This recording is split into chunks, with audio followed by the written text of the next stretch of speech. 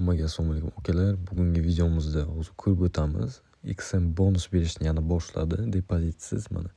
Bugun 4.1da kelgan. Именно sizning referallaringiz uchun deb yozilgan mana. Ko'proq referal $300 mana. Depozit qilmasdan. Mana. Possibility to withdraw profits anytime. Любой vaqtda qirilgan foydangizni $300 dan chiqarib olsangiz bo'ladi. Bu endi boshlaydiganlar uchun juda ham yaxshi foyda qo'llab qolish kerak. Shuning uchun описаниедagi bo'lgan именно ссылкаdan registratsiya o'tishlaringizni so'rab qolaman. Lekin undan oldin bu yerda shunaqa narsa borki, agar yaxshilab tushunasiz shu narsani, meni tinglasangiz, haftasiga $2000, bu oyiga 10,000 bo'lishi mumkin. Pul uncha расход qilmay ishlab olasiz. Trading uncha qiyin narsa emas. Просто nimaga именно XM broker, Xnet emas. Boshqa brokerlarni ham ishlatib ko'rganman. Nimaga именно XM ligini tushuntirib o'taman. Agar bu yerda XM ga kirsak, XM competition degan joyim bor. Mana competitions. Bu yerda именно sizga demo shot beriladi. $1000 beriladi demo shot. Demo shotni top 100 taga olib chiqsangiz, siz 2000, 1500 har hafta yutib olish huquqiga ega bo'lasiz. Mana shu yerga bosdik, kirib oldik. Endi bu yerda upcoming degan joy bor. Kelayotgan degani. Bu hafta bo'ladi. 7 kun davom etadi. 5 kun o'zi savdo kuni dushanbadan jumagacha. Shunga registratsiyadan o'tamiz mana. Start competing degan joy bor. Registratsiyadan o'tamiz. Buni bosasiz, uni qiyin joyi yo'q. Parol qo'yasiz. Bu yerda eng qiziq joyi $25,000 har hafta o'ynanishi. Mana price pool degan joy bor. Birinchi o'rin 2000, ikkinchi o'rin 1500, uchinchi o'rin $1250 oladi. Bu yerda registratsiyadan o'tish uchun qanday именно shu joy ochilish uchun hozir YouTubedan ko'rsatib o'taman. Bu yerda ham registratsiyadan o'tsak bo'ladi mana. Ссылкасini bosib. Kommentariyada ham mana bu yerda qo'yaman. Bunga bitta bossangiz bo'ldi. Birinchi все. Получите свой бонус debdi. O'qib chiqishingiz mumkin. O'qib chiqmasangiz ham mayli. Начать торговля degan joyga bosamiz mana qo'raga. Bu ustida bu yerda O'zbekistonni tanlaymiz. Bu yerda pochtamizni kiritishimiz kerak. Pochtamizni kirgizamiz. Bu yerda parol o'ylab topishimiz kerak. Parol o'ylab topamiz.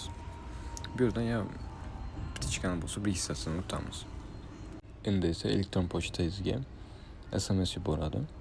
Shu pochtaga kelgan xabardan hozir ko'rsatib o'taman. Mana подтвердить adres elektron pochtaga bosamiz.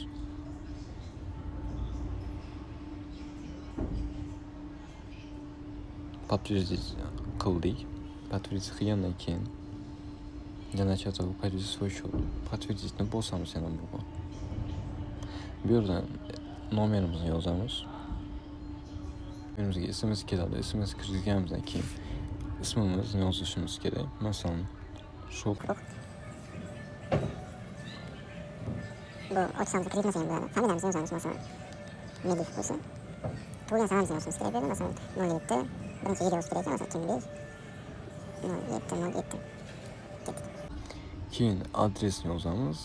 Shahar, улица, почтовый indeks masalan 140100. Bu Samarqand shaharniki.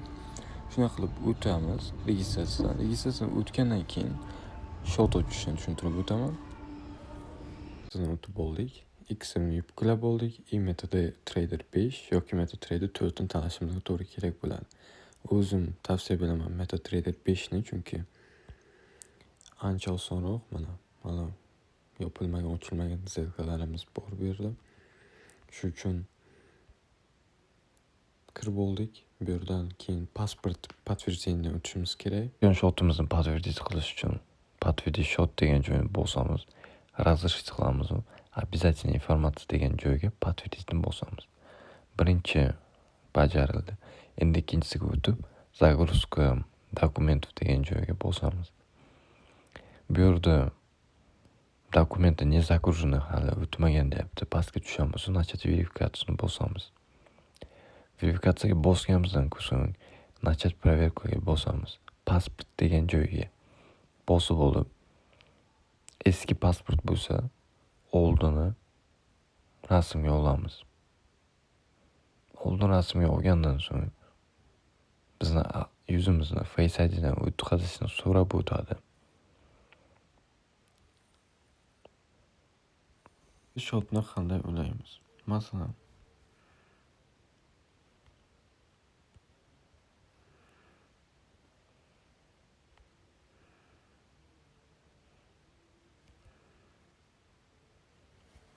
endi masalan biz shot ochdik, bizda 0 ko'rinadi, shu uchun ulab olishni ko'rsataman.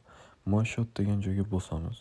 Bu yerda pastida server degan narsani mana kopировать qilib olamiz. MetaTrader 5 ga kiramiz. Pastda настройки degan joy bor. Настройкиga bosamiz.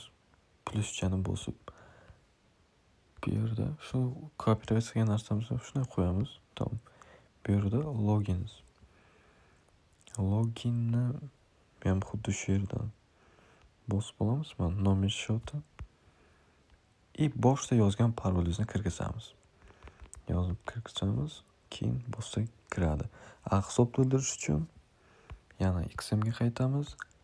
Пополнить счет degan joy bor. Mana пополнить счет. Bu yerda Visa karta, Uzcard, Humo. O'zim tavsiya qilaman Visadan to'ldirishni, agar Humoda bo'lsa undan ham yaxshi. Visada chunki eng minimalni boshiga menimcha $5 edi. Hozir minimalni $15 bo'lgan. $15 kirgizamiz. Bu yerda подтвердить. Bu yerda karta raqamini yozasiz. Hamda qachongacha amal qiladi и CV kodini. Keyin kimga karta tegishli yozib bo'lgandan keyin pay qilamiz. 2 minut 1 minut ichida tashlab beradi. Agar tushunchangiz uncha yaxshi bo'lmasa, qanday qilib lot ochish hech nima tushunmasangiz, bu yerda signallar bor. Masalan, HUSD degani bu gold. Bu yerda poyezchadan gold bo'lsa gold chiqadi. Ba'zilarga HUSD deb bo'lsa HUSD bo'lib chiqadi. Mana menda gold bo'lib turibdi. Bu Telegram kanallar bor. Masalan, aytadi, hozir sotib oling deydi. Buy degani sotib olasiz. Minimalni mana bu yerda 001 lot ochsa bo'ladi. Hozir yakshanba kun bo'lgani uchun ishlamayapti bozor.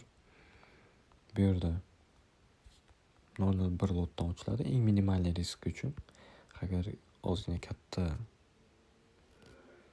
lot ochsangiz, mana agar pastga ketsa siz foydada bo'lasiz.